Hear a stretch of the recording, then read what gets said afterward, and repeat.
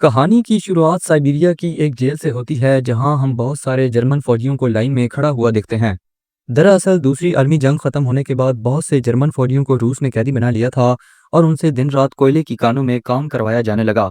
हालांकि इस जेल की सिक्योरिटी कुछ खास नहीं थी, लेकिन इसके बावजूद भी कोई भी इस जेल से भागने की हिम्मत नहीं करता था, क्योंकि इस जेल के हर तरफ कई किलोमीटर तक सिर्फ बर्फ ही बर्फ थी और यहाँ से इंसानी बस्ती तकरीबन 14,000 किलोमीटर दूर थी।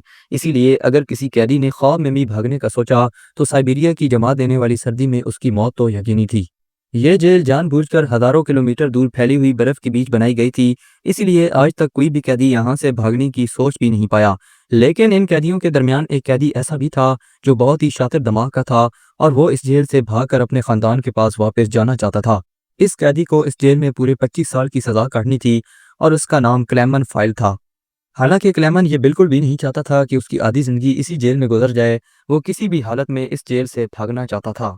किस्मत से एक दिन क्लेमन को भागने का मौका मिला और वो एक माल गाड़ी में फौरन बैठकर जेल से चोरी छुपे निकल गया। जेल के बाहर जब उसने खुले आसमान में सितारे देखे तो खुशी से झूम उठा।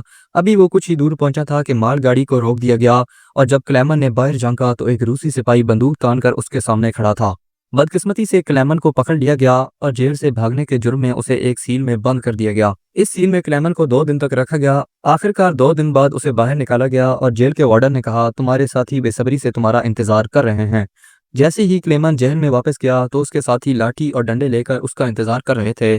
तमाम कैदी क्लेमन पर बहुत गुस्सा थे क्योंकि क्लेमन के भागने की वजह से उन सबको पिछले 2 दिन से खाना तक नहीं मिला था। बाकी कैदियों ने क्लेमन को देखते ही उस पर लाठी और डंडे बरसाना शुरू कर दिए, जिससे क्लेमन बुरी तरह जख्मी हो गया और फिर उसे जेल के अस्पताल में दाखिल करना पड़ा। इस जेल का डॉक्टर भी एक जर्मन कैदी था। होश में आते ही क्लेमन ने डॉक्टर से कहा, मैं एक बार फिर जेल से भागना चाहता हूँ और इस बार मुझे आपकी मदद चाहिए। डॉक्टर क्लेमन का जज्बा देखकर दंग रह गया। डॉक्टर ने उसे समझाया कि इस जेल से जिंदा भागना तो नामुमकिन है और अगर तुम किसी तरह यहाँ से निकल भी गए तो बाहर की जमा देने वाली सर्दी में वापस नहीं लौटोगे। लेकिन सच ये भी है कि यहाँ रहोगे तो भी तुम्हारी मौत यकीनी है, क्योंकि तुम जिस कोयले की कानों में काम करते हो वहाँ शदीद मिकदार में कार्बन है जो हवा के जरिए जिस्म में दाखिल हो जाता है और कैंसर जैसी बीमारियां पैदा करता है। इसी वजह से डॉक्टर ने क्लेमन को मशवरा दिया कि तुम्हें इस जेल से आखिरी बार निकलने की कोशिश जरूर करनी चाहिए। इसके बाद डॉक्टर ने क्लेमन को अपने सारे कपड़े दिए, जूते और जरूरी सामान भी दिया। साथ में ये भी बताया कि रूसी सिपाही अपना खाना रेलवे लाइन के पास छुपा कर रखते हैं। जाते जाते उसने क्लेमन को एक बंदूक भी दी ताकि वो अपनी हिफाजत भी कर सके। दरअसल इतना सारा सामान डॉक्टर ने पहले से जमा कर रखा था क्योंकि एक दिन वो खुद भी इस जेल से भागना चाहता था, लेकिन एक हफ्ता पहले उसे मालूम हुआ कि वो कैंसर का मरीज है और उसके पास सिर्फ 1 महीना बचा है। इसके बाद डॉक्टर ने क्लेमन को एक लंच बॉक्स देते हुए कहा, अगर तुम जिंदा बचकर वापस गए तो मेरे खानदान तक ये लंच बॉक्स पहुंचा देना और कहना कि मैं नहीं रहा। कुछ देर बाद रात के अंधेरे में क्लेमन दोबारा जेल से भाग निकला और इस बार मालगाड़ी के बजाय पैदल चलने का फैसला किया। अगली सुबह वार्डन को पता चला कि क्लेमन जेल से भाग चुका है तो फौरन डॉक्टर के कमरे में जाकर उससे पूछने गया, लेकिन इसके आने से पहले ही डॉक्टर ने अपनी जान ले ली थी। इसके बाद वार्डन ने कई रूसी सिपाहियों को बुलाया और क्लेमन को जिंदा पकड़कर वापस लाने का हुक्म दिया। कई दिनों की तलाश के बावजूद भी उसे क्लेमन का कोई पता ना चला। जेल में सबको लगने लगा कि क्लेमन तो कब का जमकर मर चुका होगा, मगर वार्डन हार नहीं मानता था क्योंकि उसे मालूम था कि क्लेमन बहुत पावरफुल है और इतनी आसानी से वो नहीं मर सकता। इसीलिए वार्डन ने हिदायत दी कि सर्च ऑपरेशन जारी रखा जाए। दूसरी तरफ क्लेमन बर्फानी तूफान को चीरता हुआ आगे बढ़ रहा था। जेल से भागे हुए उसे 9 दिन हो चुके थे कि अचानक कुत्तों के भौंकने की आवाज उसे सुनाई दी। पलटकर देखने पर एक स्लज तेजी से उसकी तरफ आ रही थी। इससे पहले कि वो बचने की कोशिश करता, स्लज उसके ऊपर से गुजर गई। इस लम्हे क्लेमन की आंख खुली और उसे पता चला कि यह सब सिर्फ एक ख्वाब था। पैदल चलते चलते क्लेमन को 9 दिन हो चुके थे और उसका सारा खाना खत्म हो गया था। भूख और थकन से उसकी हालत बिल्कुल खराब थी। आगे बढ़ना तकरीबन नामुमकिन लग रहा था, मगर क्लेमन ने हार नहीं मानी और जैसे तैसे चलता रहा। कुछ दिनों बाद उसका जिस्म भी साथ देना छोड़ गया और वो भूख के मारे बेहोश हो गया। कई घंटों बाद जब उसे होश आया तो एक अजीब सी आवाज सुनी और नजर पड़ी एक सील पर। उसने फौरन अपनी बंदूक निकाली और पूरी ताकत से निशाना लगाने की कोशिश की, मगर थकन की वजह से निशाना चूक गया और सील वहां से भाग गई। कुछ दिनों बाद क्लेमन को जिंदा रहने की एक छोटी उम्मीद मिली थी, जिसे वो अपने हाथों से जाने नहीं देना चाहता था। क्लेमन फौरन उसके पीछे दौड़ा। जैसे ही वो गोली चलाने वाला था, सील एक चट्टान के पीछे छुप गई। इससे पहले कि वो पानी में जाती, क्लेमन ने आखिरी गोली चलाई और किस्मत से वो लग गई। ये देखकर क्लेमन खुशी से झूम उठा क्योंकि अब उसे अपने सफर में खाने की कोई फिक्र नहीं थी। कई दिनों बाद क्लेमन ने पेट भरकर खाना खाया और थोड़ा आराम करके अपना सफर दोबारा शुरू किया।